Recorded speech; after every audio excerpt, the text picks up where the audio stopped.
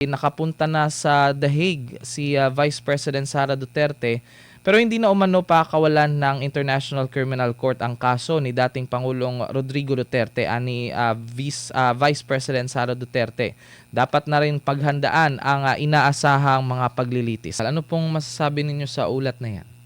Una-una, yung sinasabi niya, he looks good and he looks healthy.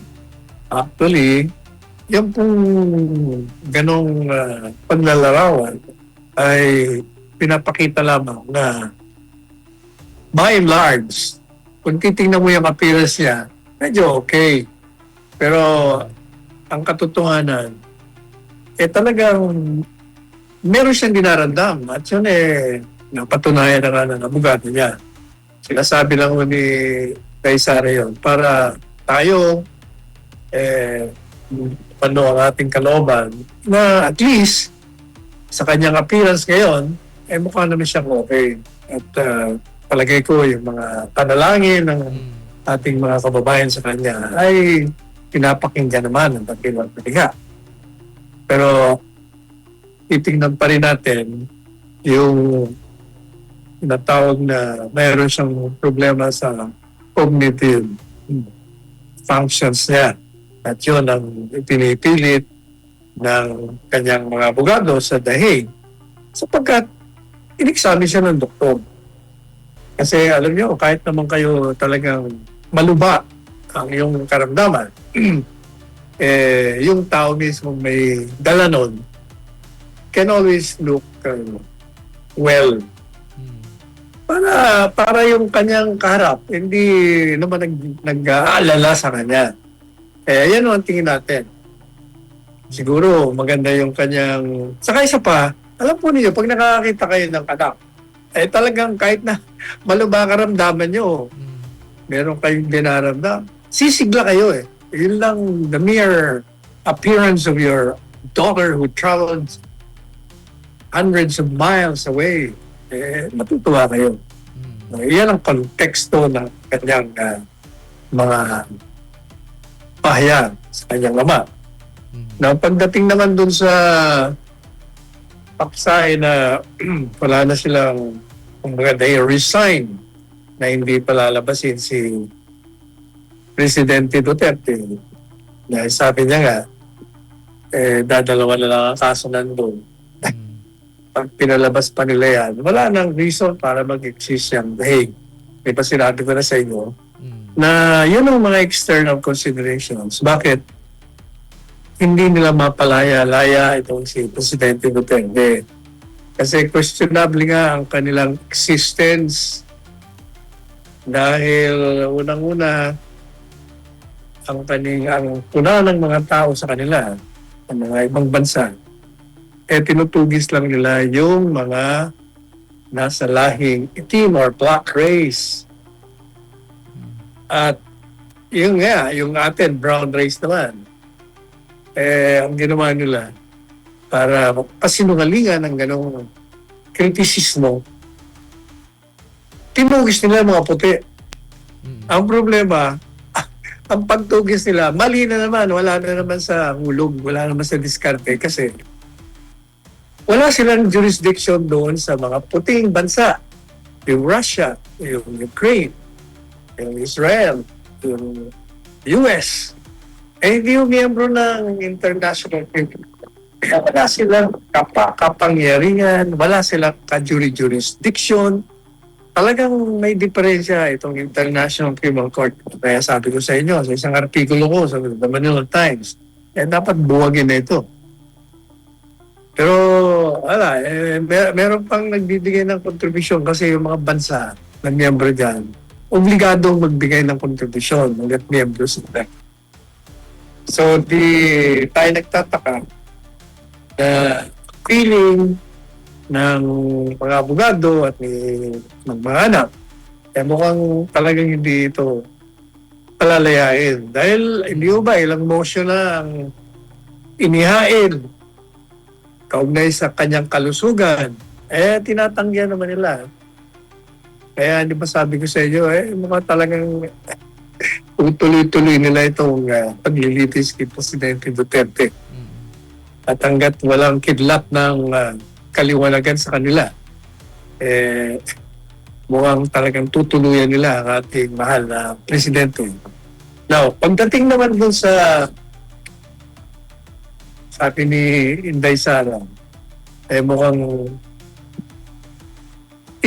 umalis na raw yung kanyang mga kaibigan sa politika. BP Sara, pansamantala lang yan.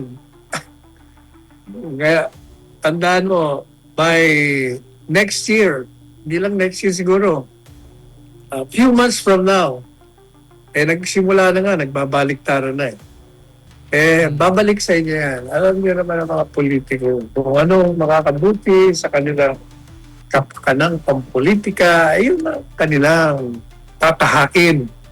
Kaya huwag ka mag-alala, BP Sara, babalik ang karamihan. Yung mga iba naman, na naitsapwera doon sa kabila, matagal nang nasa iyo. Ayun nga lang, problema, marami din doon ang mga oportunista. Pero matalino naman si BP Sara. Alam naman niya kung sino ang mga tunay at mga alat kayong palalaman. Ayan. Ayan. Sa iba pang issue, Attorney Sal, binigyan ng hanggang 1 linggo ang nasa 300 miyembro or mahigit 300 miyembro ng House of Representatives upang pag-aralan ang articles of impeachment laban kay VP Sara Duterte bago ang plenary vote to sa May 11. Ayon kay Congressman Jervy Luistro, sapat na ang 5 araw na palugit upang mabasa at masuri ng mga mambabatas ang ulat, resolusyon at mga ebidensya. Aniya, ang pagbibigay ng sapat na panahon ay bahagi ng due process alinsunod sa desisyon ng Korte Suprema noong July 2025.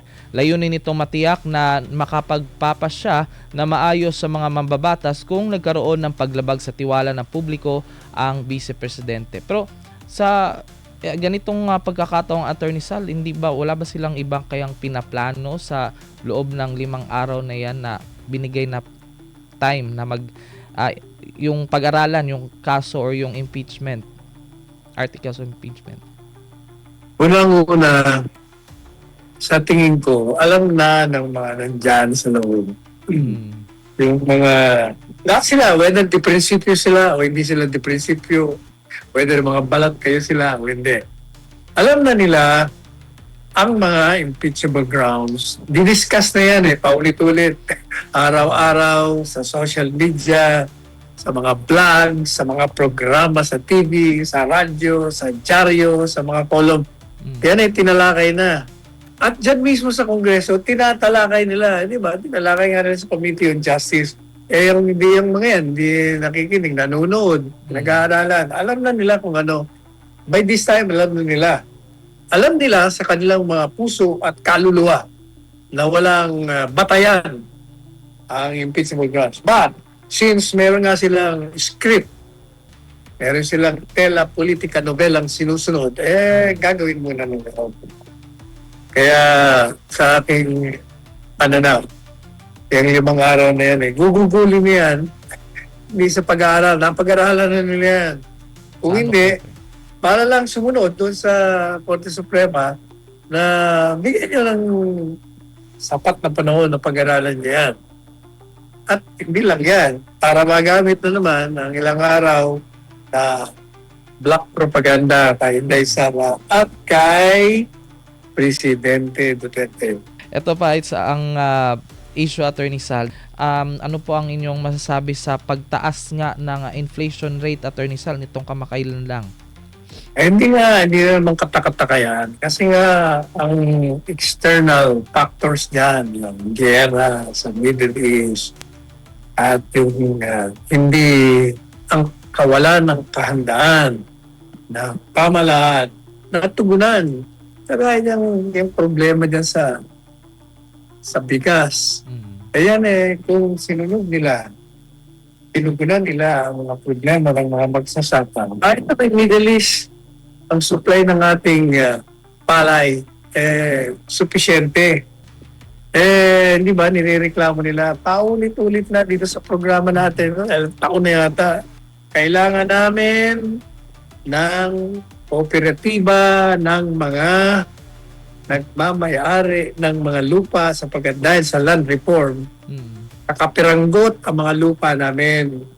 Kailangan talaga malawakan para maging modern ang sasaka. Sabi nila, kailangan po namin ng mga traktor, hindi naman kami tinutulungan ng pamahalaan. Kailangan po namin ng mga irrigation patubig. Wala rin, hindi rin ginagawa eh.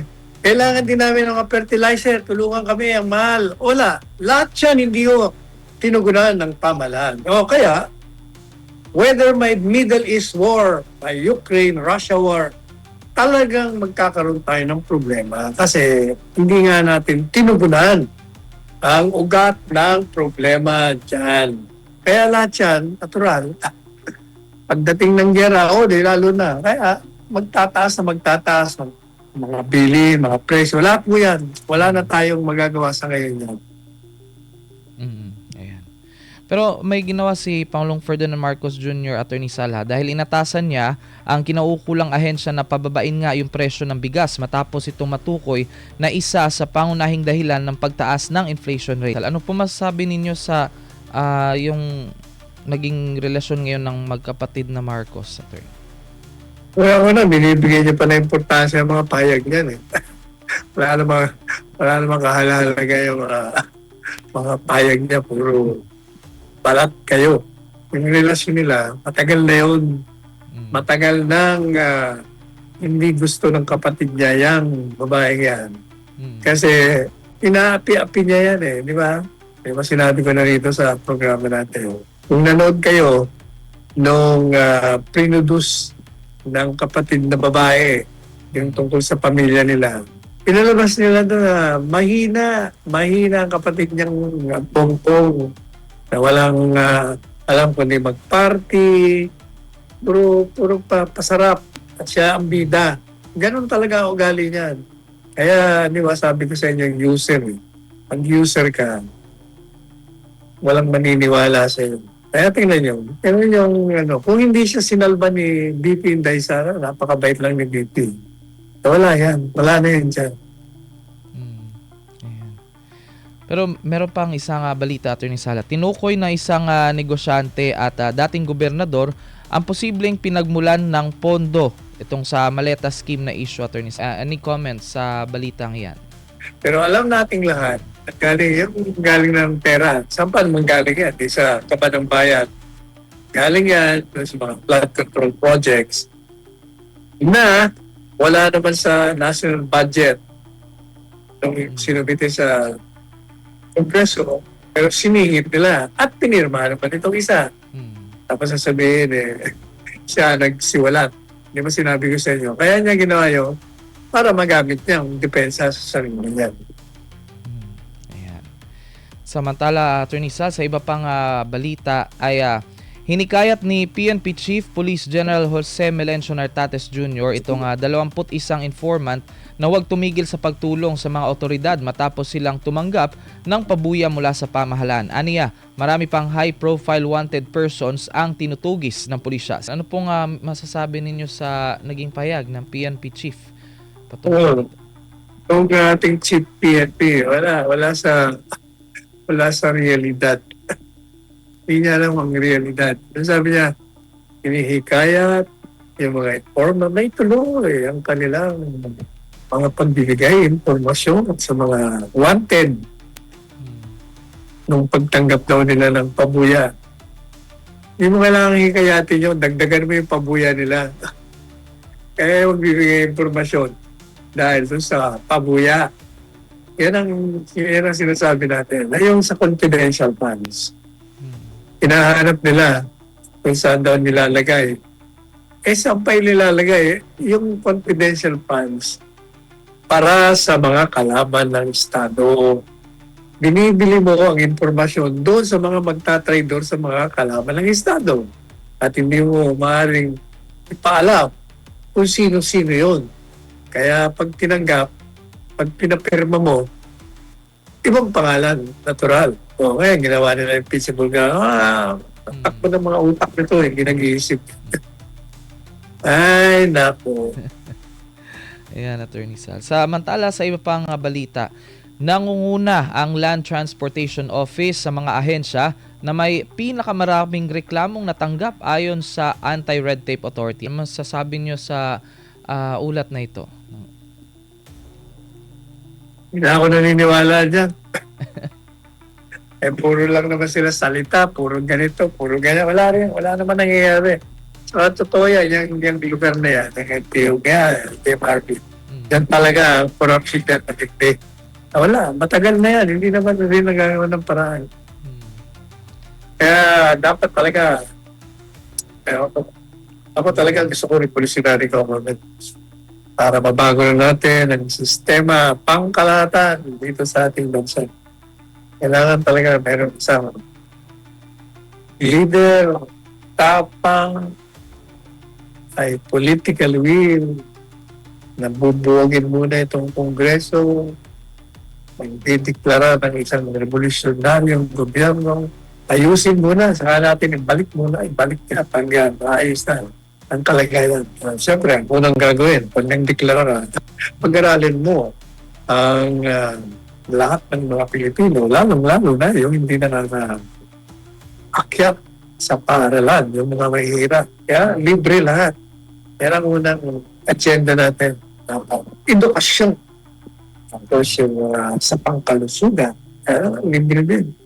Dami, alam po ninyo yung budget natin. Ako, kung ako ang presidente, talagang kalahati na nilalagay ko sa edukasyon. At sa mga health services, hospital. Yung mga importante. Wala yan. Ewan ko ba? Hopefully, pag si Inday Sara na, gagawin niya nararapat gawin para dito sa ating bansa. Pag siya ay pagulita.